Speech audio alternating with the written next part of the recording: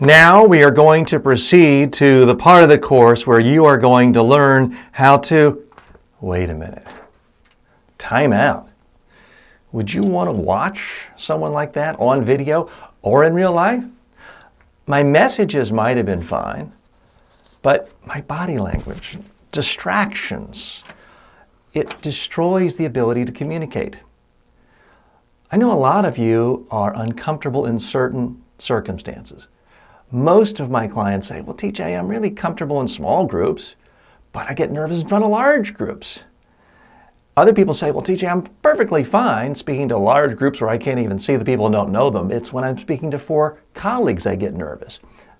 Everyone's different, but I want to give you the tools you need so you know exactly how you come across. Because as you saw at the beginning, half of you are about to remove yourself from the course, give it a 1-star rating. Because it doesn't matter how good the information is, if the body language is awful, no one's going to pay attention. Now, there's this huge myth out there spread by a lot of, frankly, ignorant body language experts that claims to say that 93% of communication is your body language and your voice. Simply not true. You can look it up on the internet. But body language is important if you're doing something distracting. Think of it this way. People always ask me, what's more important, style or substance? False choice. If you want to communicate, you always have to do both. You always have to have good substance and a good style. Think of it this way. If you need to hire someone in your organization, I have the perfect resume, everything you're looking for, but I send you a cover letter filled with misspellings, typos, poor grammar, dirty paper. Are you going to hire me? Probably not.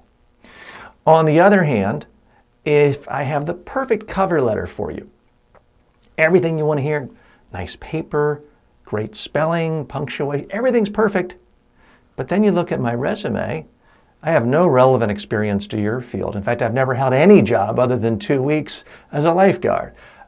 Are you going to hire me? Probably not.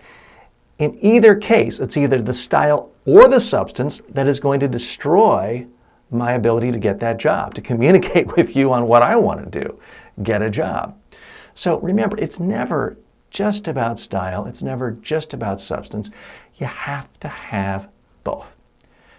Now, lower on in this whole course, I've got an entire course just on body language for public speaking. So you can always get more in depth. But here's the big picture.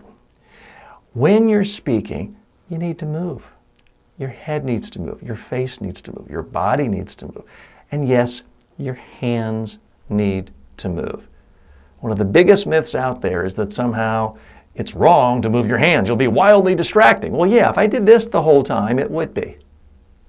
But I've worked with thousands of people all over the globe for years. I've never yet had anyone who moved their hands so much it was distracting. Yet every week, sometimes every day in a week, I have people who do this. They're grabbing papers or they're holding a lectern. They look stiff, scared, nervous, frozen, and uncomfortable. What does a little bunny rabbit do when it sees you and it's afraid you're going to eat it? It freezes. Well, that's what human beings do as well when they're scared and nervous. They tighten up their body. And your audience can see that. Your audience can perceive that. Let me tell you a little trick I play on my clients in real life. They come in, I ask them to stand up and speak. They speak, and 9 times out of 10, once I turn the camera on and the bright lights and I say, go, they visibly tense up. Their bodies just stop moving. And maybe they still move a little, but it's 50% less than normal. Their face becomes more serious. And then we'll watch the video in a moment. But before that, when they're finished, I say, okay, great, thanks. I turn the light off of my camera. I drop the mic on the floor. I sit back, but the camera is still rolling. And I say to them, so how did that feel? And the vast majority of the time they say, oh, TJ, that was awful. I didn't like that. I wasn't comfortable. So then we watch the first video, and I'll ask them, what did you like?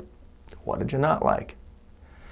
Well, teacher, I just seem nervous, I seem uncomfortable, I seem tense. And then I ask, would you like to see somebody better than you? Someone much more confident, comfortable, relaxed. They say, sure.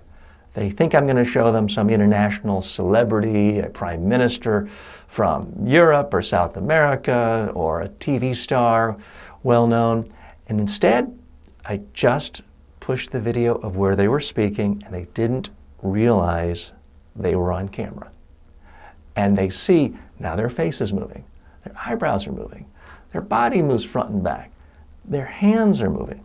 Here's the real secret when it comes to body language. You don't need to learn how to act when you're giving a speech. You need to learn how to stop acting. The problem most people have when they're giving a speech, a presentation, a talk, and it hits some threshold taking them out of their comfort zone. You may be comfortable talking to one person because you talk to that one person every day. But now you're speaking to 10 people and you don't know all of them, or one of them is your boss. Maybe you're comfortable speaking to 10 people, but now you got to speak to 100 people or 1,000.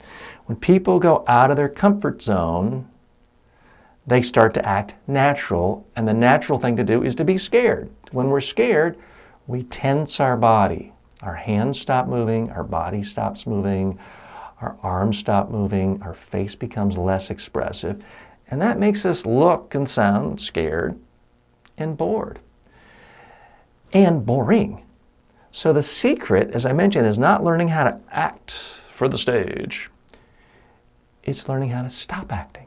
Stop acting scared. Now, it's not enough for me to say, well, just act natural. Again, it's natural to be scared if you're in a situation where you're uncomfortable. So I get it. I'm sympathetic to you. We've all been there. I've been there. The key is we have to act the way we do when we're just completely comfortable, confident, and relaxed. The best speakers in the world, frankly, speak the very same whether they're talking to one person, 100, or 10 million. They don't change. So if you want a role model for yourself when it comes to your body language, you just need to speak the way you normally do when you're completely comfortable, relaxed, and you're talking with one friend about your favorite sporting event or the Olympics, and you're in a completely relaxed environment. That's the body language you need when you're speaking. That will serve you well the vast majority of the time. And that's why you need to practice on video. And you may even want to do what I do in my own training. Ask a colleague or friend or family member to actually record you sometime when you're not aware of it. And play it back and look at it. You'll be surprised. I'll have people tell me, oh, TJ, I never move my hands when I speak. I couldn't possibly do that. And they're moving their hands the whole time. I'll just record them and play it back. So we can go into all kinds of minutiae as it relates to body language. But far and away, the most important thing is don't act scared and frozen and stiff, and move. So that's what I want you to do now. I'm not going to ask you to post the video yet. I don't want to scare you off. I will be doing that later. But what I would ask is just stand up or sit down, pull your cell phone out, and just practice talking about something that relates to what you do in business or professional life or civic life. Just record yourself speaking and then watch it without any audio. And tell me what you think. So again, you don't have to post the video here in the discussion section, but I do want you to do it in the privacy of your own home or office. Record yourself speaking and then just watch it. Be careful though. If you do it the way you normally speak, your head's going to move. That's a good thing. You'll see your hands moving. That's a good thing. You want to see movement. If all you see is, you're going to look like a hostage video. No one wants to listen to someone give a business or civic presentation or speech if they look like they're in a hostage video.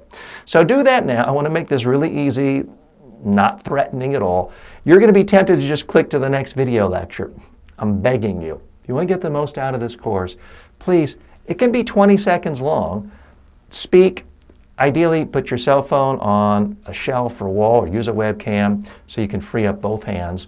Just speak about something, watch it without the audio, figure out what you like, don't like, and post a sentence or two summary right here in the discussion.